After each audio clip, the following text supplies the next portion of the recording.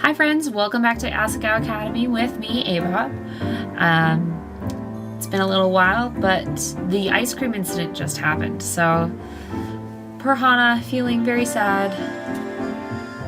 I curled up inside my blankets as my alarm went off.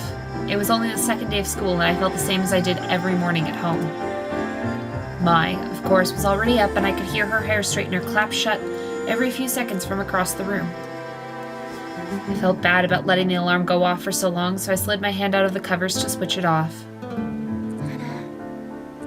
Hana, get up, sleepyhead. I know you're awake. I didn't even have time to poke my head out before Mai's body slammed into the edge of my mattress, bouncing me up. She jumped from almost halfway across the room. Mai's so cute. Morning! Ha! You can't hide from Mai. Sorry. I was breathless, and I paused to calm my heart before speaking again. Are you worried about what happened yesterday? No one cares about it, Hana. I almost forgot about it myself. She must have seen my face. She brought an arm around my shoulders and pulled me closer to her. Ah, Mai, you're just so sweet. Like, she just wants to make Hana feel better. For real, though. We're gonna go to class and no one's even gonna mention that you made a huge fool of yourself yesterday. That's not the way to say it. You could have put that better. I'm kidding. It might have been a big scene, but it totally wasn't your fault. It was Paul, alright? When you jump, you have to calculate your trajectory, like I did just now. He could learn a lot from a master like me. Get dressed and cheer up. I could bottle up your gloom and sell it to a wizard. And what if he used it for evil? You can't let that happen, Hana. Mai, I love Mai so much. I wish I had a friend like her who just always tries to make people feel better. I guess I'm a lot like Mai, so maybe I am that friend to people. I hope I am. Her smile was wide enough to bridge a gap between continents. The beginnings of tears pricked the back of my eyes, but this time they were for a different reason. I opened my closet and tried to avoid looking at the sad lump of clothing inside, slathered with dried up ice cream. I only had 2 uniforms, which cost my dad an entire month's salary. Oh, that's so sad. If I wasn't able to get the stain out of this uniform, what would I do? Wash it a lot, apparently. Sighing, I took my second uniform off its hanger and slipped it on as Mai waited impatiently for me. Ready to go? I guess so. Yeah! Good! Just as Mai said, no one paid any special attention to me. Well, there were a few odd looks here and there, but nothing nearly as bad as what I was expecting. Oh, that's good. Like, that's what it should be. Something embarrassing happens, and then everybody moves on. As the lecture went on, my anxiety for the most part faded. I took to staring out the window to avoid eye contact. A few boys were out on the field playing soccer. Wait, was that PBG? I scooted closer, trying to get a better look. Hana?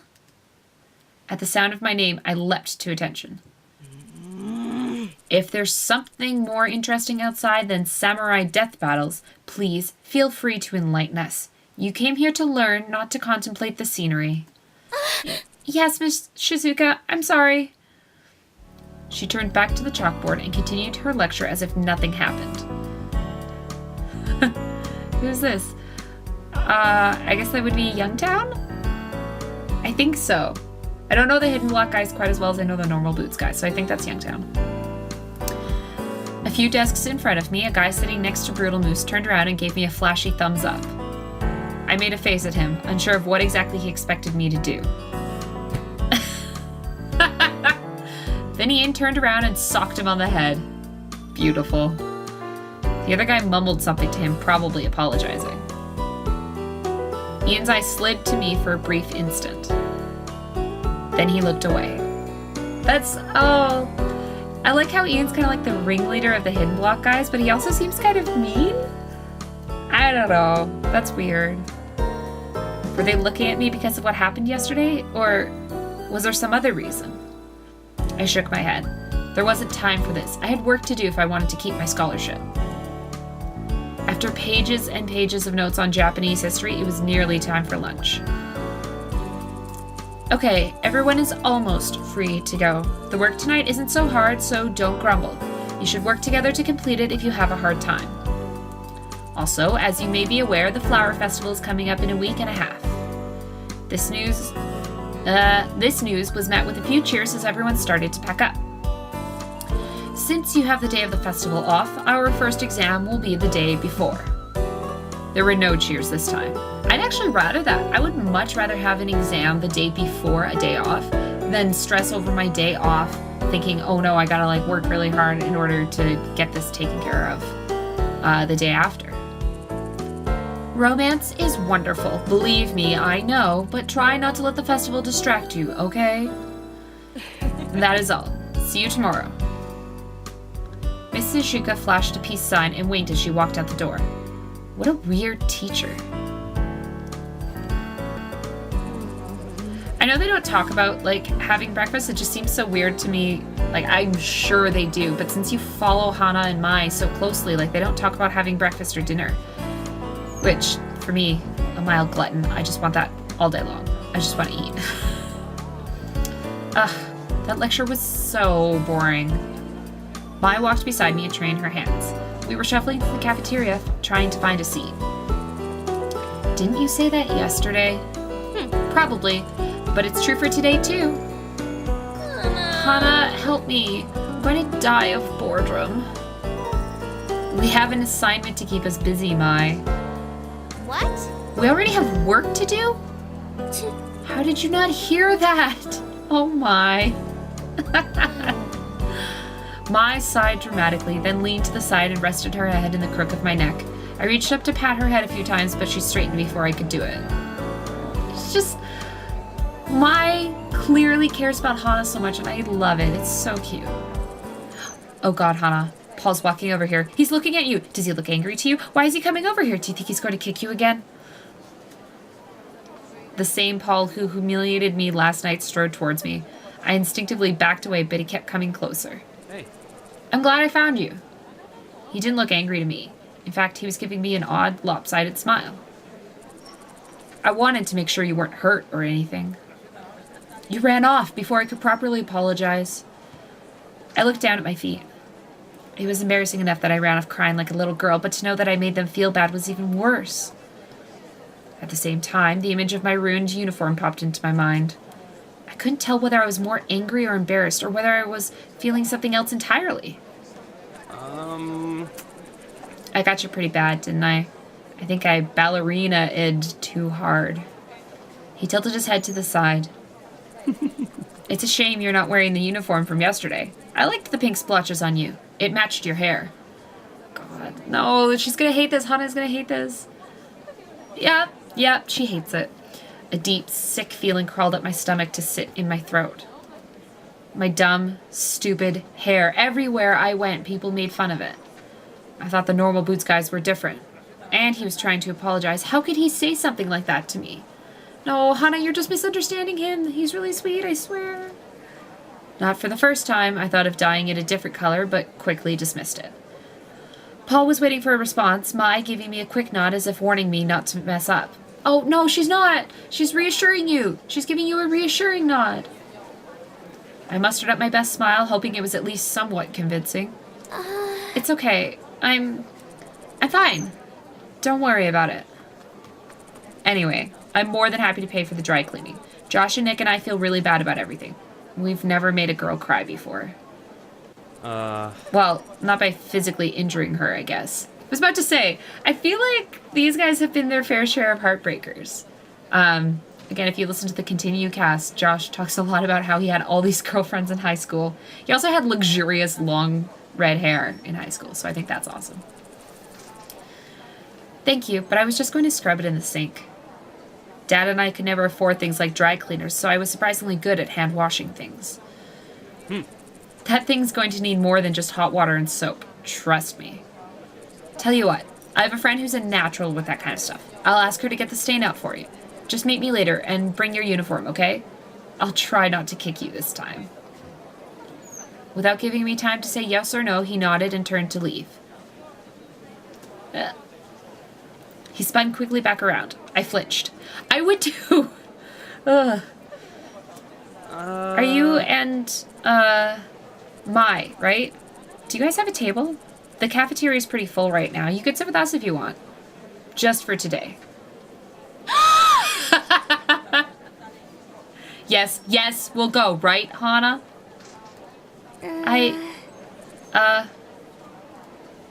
Lunch. With the Normal Boots Club. Maybe I really could become friends with them. And then no one... I glitched out for a second. And then no one would bother me again, not about my hair or the ice cream incident. Right? Yeah. Yes, please. All right. All right, follow me, ladies. He led us to the middle of the cafeteria where the Normal Boots Club sat with a table all to itself. Hey, you found her. You're Hana, right? I nodded, blushing as I took a seat at the edge of the table next to Paul. Mai forced herself between Jared and PPG. Her eyes were only a few sparkles away from forming huge hearts. Oh, that's so cute. Real subtle. So, Hana, we saw that you were upset and we're all worried. Are you feeling better? PPG looked at me, clearly concerned. My heart was beating hard against my chest, but I wasn't sure whether it was because I was nervous or because the sad look on his face made me want to give him a hug. Oh, that's so cute and so sweet. Or maybe it was because I was about 2 inches away from Paul and only an arm's length away from all the other guys. As I tried valiantly to open my mouth, whispers sped around the lunchroom. Look at those girls over there. Who do they think they are? How come they get to sit there? I wish Senpai would notice me. I can't even. You know why? Because you refer to them as Senpai, and you don't treat them like normal humans. Main characters get all the luck. Well, yeah, that's why they're main characters. Suddenly, my thoughts turned dark. Could it be that by getting close to these guys, I was setting myself up as a target instead of getting protection? No. I don't like the way Hana talks about it being protection. Like, no, you don't need to be protected. You just want friends. My thoughts spun in my head. I was suffocating. PBG was still looking at me, even more worried than before. I'm fine. Thanks for your concern. Please don't feel bad. It was my fault for getting in the way. I'm so sorry for causing such a scene. I should have controlled myself better. Oh, sweetie, no. No, sweetie. I hung my head. I wasn't sure how to act around these guys, so I defaulted to extremely polite. My father would have been proud. Hana. Hey, Hana, don't apologize. It was Paul's fault. Right, Paulie? Nick shoved Paul, who looked exasperated. I apologized as best I could, Nick. Give me a break. It was a relief that PBG wasn't staring at me anymore. Almost no one else was paying me or Mai any attention. Shane, however, was still shooting me quick, suspicious glances. It was almost like he didn't want me there, and I felt uncomfortable. Hey, Hana. Every now and again, I hear a voice that just makes me giddy and giggly. How do you like it here so far, Hana? Good. How about you?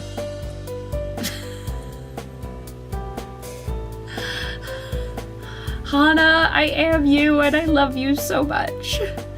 I mean, I like it here. Thank you.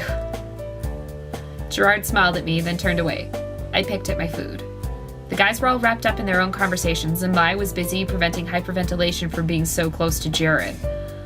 I can feel his body heat. Ugh. Oh dear. Hey.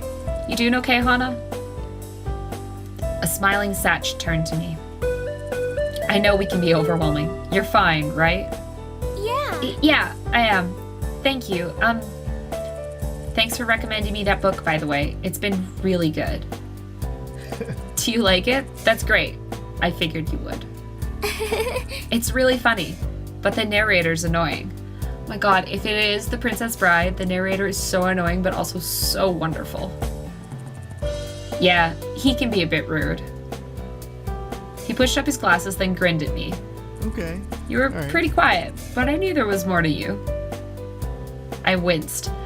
Oh, she's just so sensitive. And I totally know what it's like to come from a place where you've been bullied for a long time and suddenly people are nice to you and you feel that you need to be defensive.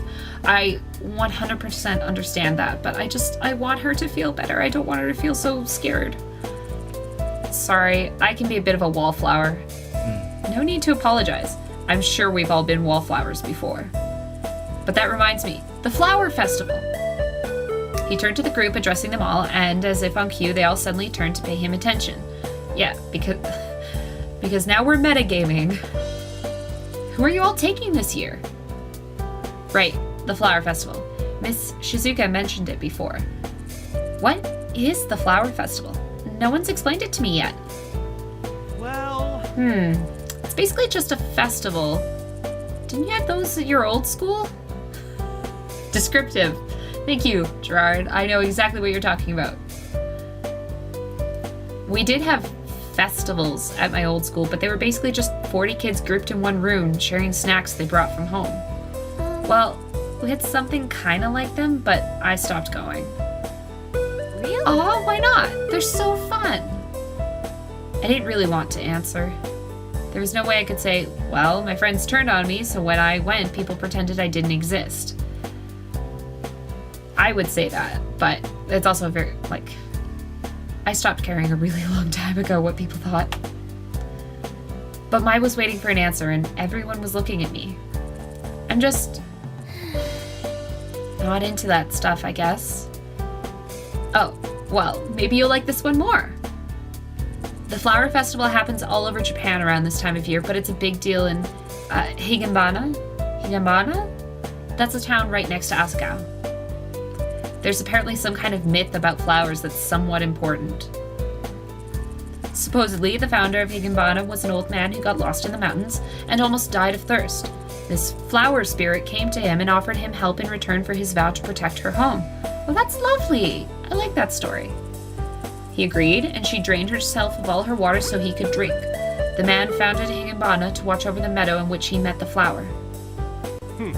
In some versions of the myth, the man and the flower spirit fell in love. It's a truly romantic festival. One may hope to find someone with which to make a vow of eternal love, just as the man and the spirit did, and to live on to protect the one they love. Oh, that's so romantic and poetic. And oh my god, his hair is sparkling. He's sparkling. How have I not noticed the sparkles before? Oh my god, I love it. Jared winked, and Mai swooned, like I just did.